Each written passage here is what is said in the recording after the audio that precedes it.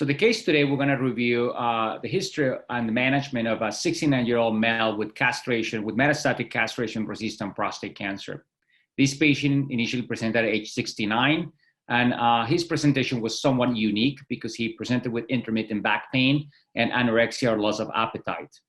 At the time, his past medical history was only remarkable for hyperlipidemia that was controlled with the statins, and the patient did not have any family history or social history that was contributory to his HPI. His physical exam was unremarkable. However, his digital rectal exam did demonstrate an asymmetric gland. It was a big bogey at the DRE. However, otherwise it was unremarkable. His initial clinical workup included a biopsy with a transrectal ultrasound that demonstrated the presence of adenocarcinoma. And his stage initially was as the T2N0M0, and his group grade was 4.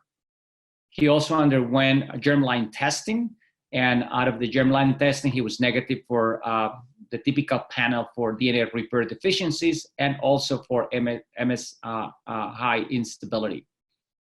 His imaging test demonstrated no evidence of distant metastasis or lymphadenopathy, at least with the chest CT and the abdomen CT as well. His bone scan was negative, and his initial PSA at the time was 24.9. At the time, the patient was offered local definitive therapy.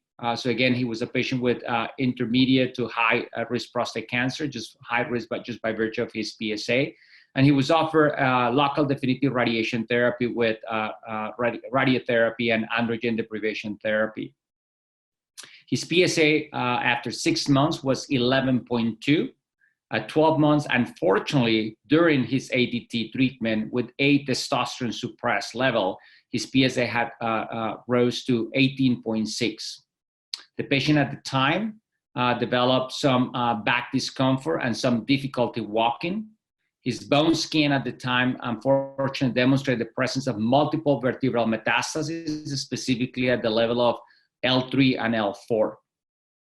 At the time, he was diagnosed with castration-resistant disease, with metastatic disease to the bone, specifically just by virtue of his low testosterone level, his serologic progression while on androgen deprivation therapy, and obviously his symptomatic progression with back pain that was confirmed by CT scan and a bone scan demonstrated the presence of lumbar disease.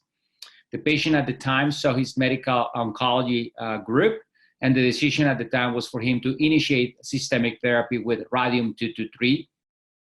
He completed 6 infusions, and the treatment was completed without any major significant toxicities.